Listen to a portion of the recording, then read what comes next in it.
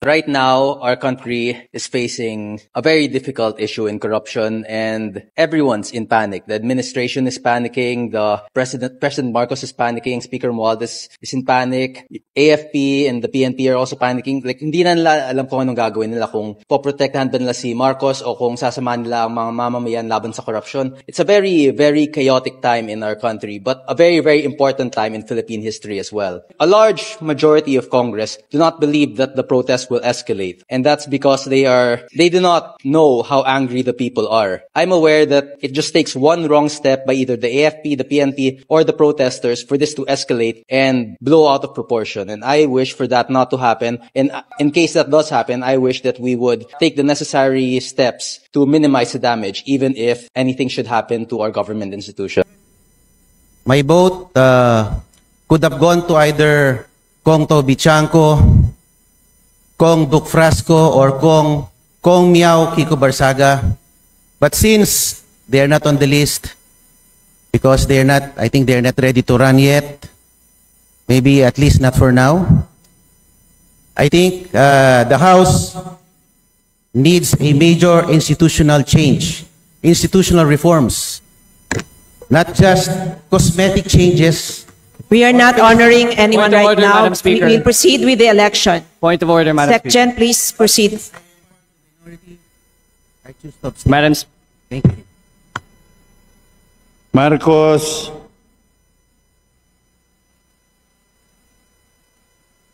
Madam Speaker, the 1st District of Ilocos Norte chooses to vote for Faustino Boji D. III as Speaker of the House of Representatives.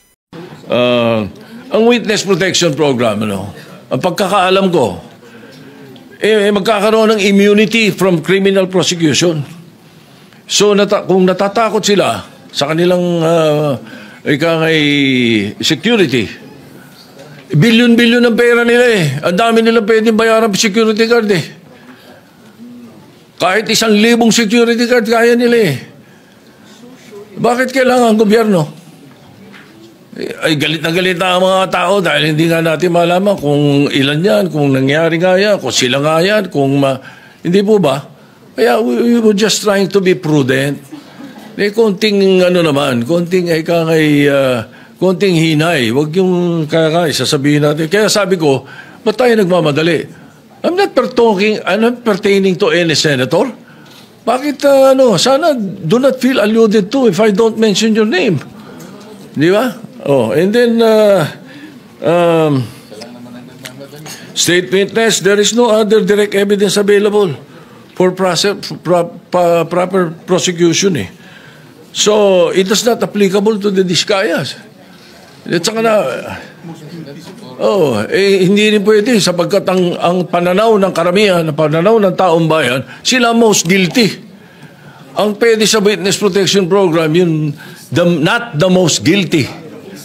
Ayun ang sinasabi ng batas.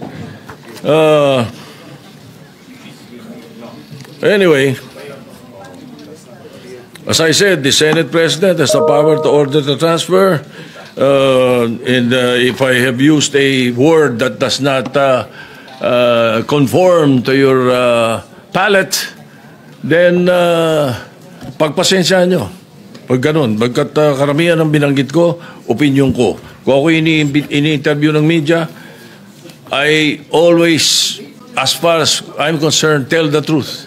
Pag ang media kausap mo taong bayan eh. Ganun yun. Kaya iniiwasan ko na hindi ako magsabi ng totoo. Kung opinion ko hiningi, binibigay ko opinion ko, hindi ko tinatago. So if you don't like my opinion, I'm sorry, Mr. President. But that's how it is. Thank you. Yeah, Mr. President. Okay. Let me go now to the Witness Protection Program. Let me first mention, I love the humility of the Senate President in the sense na sinabi niyang opinion niya yon, and of course the Constitution guarantees him his opinion. But let us remember, Senator Tito Sotto before Monday gave the opinion of a senator. But after Monday, he's giving the opinion of the Senate President. There's a thin line between the opinion of the Senate President for the Senate and the opinion of Senator Tito Sotto. Both are valid. He always studies, he always knows what he's talking about.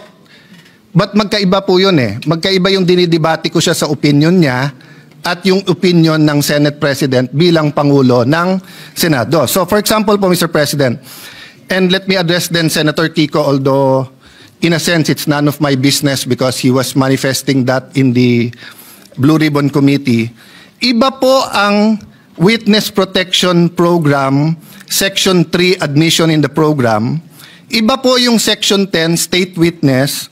Iba po yung Section 17 discharge of a state witness.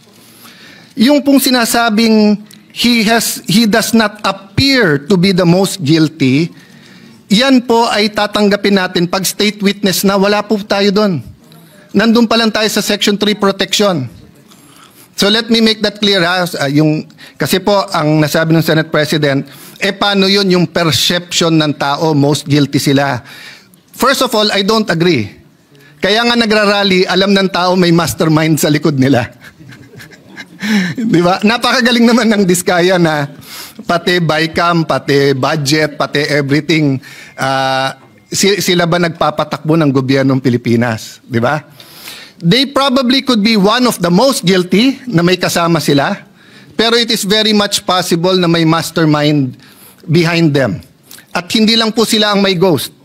So kung sila ang mastermind, then ibig sabihin, for example,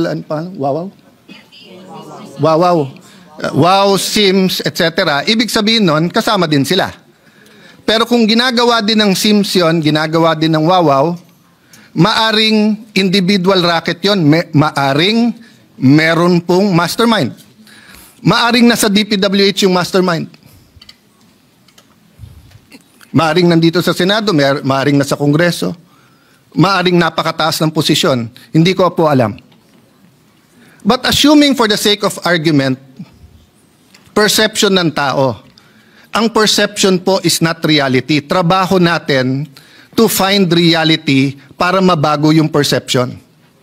So papakawalan po natin ang possible witness kasi tingin ng tao siya ang most guilty.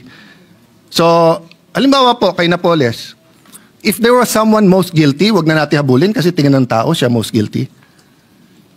Dapat hinabol natin. No? Ngayon, siya mukhang most guilty, siya yung nakakulong. What's my point, Mr. President? Bakit nag-react si Senator Marcoleta? If I may, Senator, I cannot speak for you, but you're my good friend.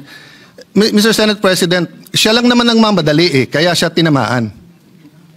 Pero tama na magdali siya, bakit buhay Pag sinabi ng isang witness that his life is in danger, whether we agree with that witness or not, we have to protect their lives. Kahit payag tayo o hindi. Kahit tingin natin nagsisinungaling o hindi. Bakit po? Okay, number one, wala pong magnanakaw na hindi sinungaling. Kaya nga ang kapatid ng magnanakaw ay sinungaling. Bakit po? Ghost Project. Pinirmahan mo na may project So nagsinungaling ka na may project kasi wala Di ba? Ninakaw mo, hindi sa'yo yun. Pinalabas mo sa'yo, nagsinungaling ka na. So magkapatid po yun. Hindi nga magkapatid, it's the same person. So pagka nahuli, hindi ka agad aamin yan. Magsisinungaling muna yan. Hindi ako yan. There is a process and a time, and tama po si Senate President, tama po the esteemed Senator Kiko, dumaan sa proseso. Ang problema natin, ayaw natin sa proseso. Protection pa lang, sinasabi nila, papatayin sila. So pagka yan, binigyan mo ng protection, kasunod na doon, sandali lang, ano ba alam mo? So question, paano yan baka magsinungaling? Hindi po. Bakit? Sabi po sa Section B ng Section 3, Section B, his testimony can be substantially corroborated on material points. So again, quoting Senator Lacson, may resibo. But quoting myself, hindi peke na resibo, hindi ghost receipts. So ibig sabihin po, pagkatapos mo bigyan ng protection, papupuntahin mo ngayon sa DOJ. Doon mo na pakakantahin. Doon mo na i-assess. Bakit importante to? Kasi pag nakita ng SIMS, nakita ng Wawaw na may kumakanta na, mag-uunahan na yan sa DOJ kung sino ang kakanta. Parang karaoke yan.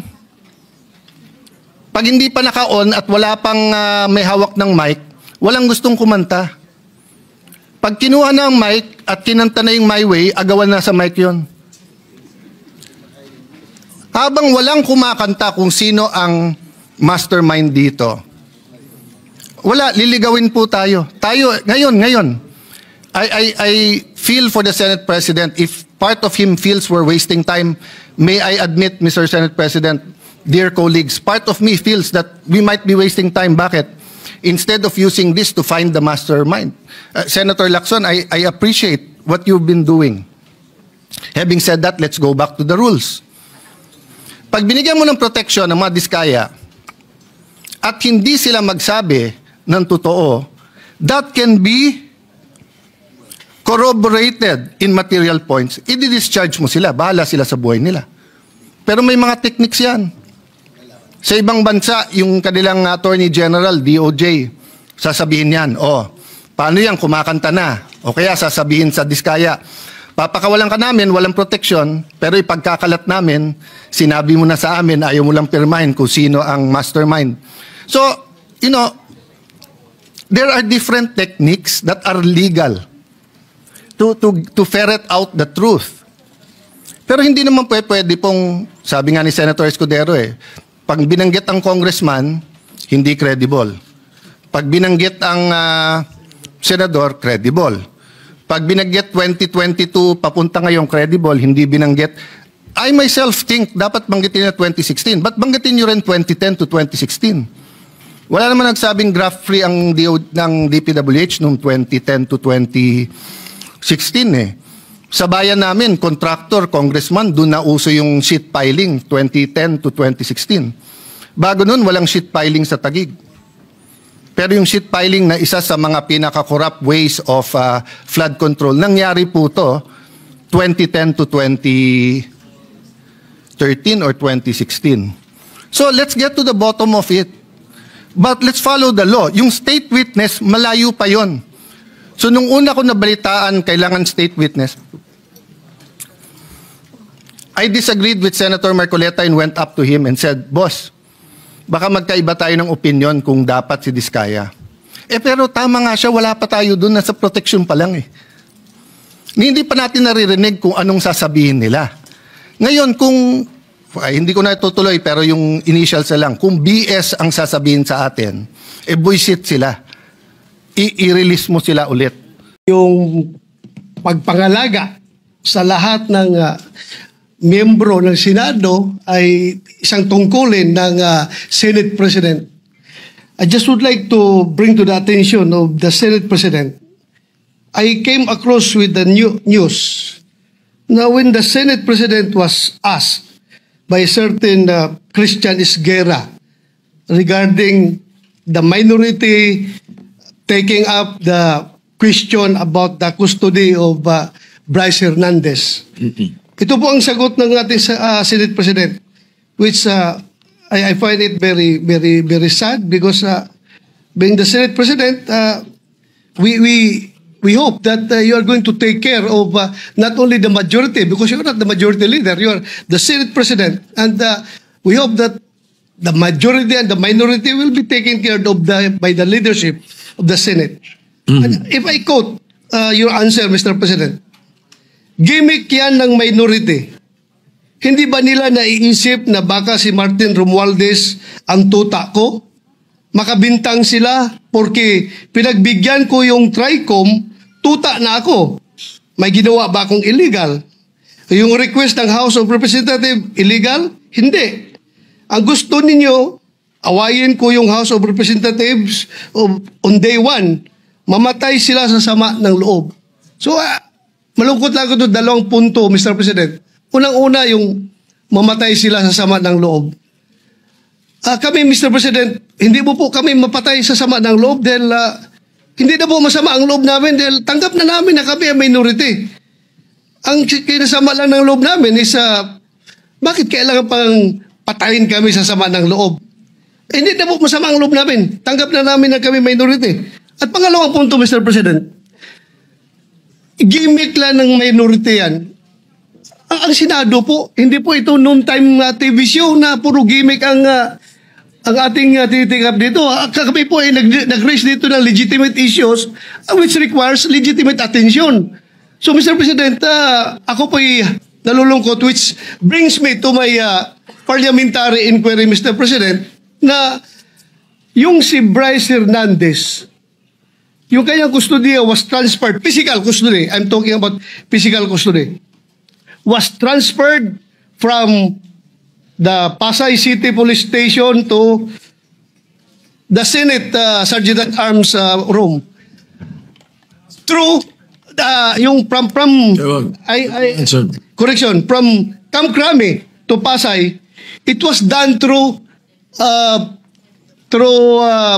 plenary action. Now, lately we heard that he was again transferred from Pasay to the Senate without plenary action. This is my parliamentary inquiry. Kung is a parliamentary action can be subverted by an action which is not a parliamentary action? Yun lang tanong ko. Matter of procedure lang, Mr. President. Dahil kung ganun, kailangan klaruhin natin yung ating rules. Thank you, Mr. President. Before I recognize the majority leader to place on record the recommitment of Mr. Hernandez. When I said mamatay sila na sama ng loob, we were addressing the trolls. Because it was the trolls who were saying something to that effect. Na misunderstood nila completely. No? I'm not supposed to do this. I'm not supposed to answer you here in the rostrum, but I cannot help but do that because you took the floor. And parang sinisita mo yung Senate President, which is very unparliamentary. But nevertheless, I will answer you. Like, for example, yung sinasabi nila na sumunod daw ako kay Martin Romualdez. Just because I mentioned that Martin Romualdez called me, does not mean that ako'y sumunod sa kanya. The request was coming from the House of Representatives. And the request was to retain Hernandez in the Congress. At doon ako hindi pumayag. Is that being tuta? So you cannot help but also think na sasama ang loob ko pag binabibintangan ako ng salita. Hindi po ba? So ayun, anyway, mabuti na yung masagot natin yan. At sinasabi ko sa kanila, yung mga trolls, yung mga sinasagot namin.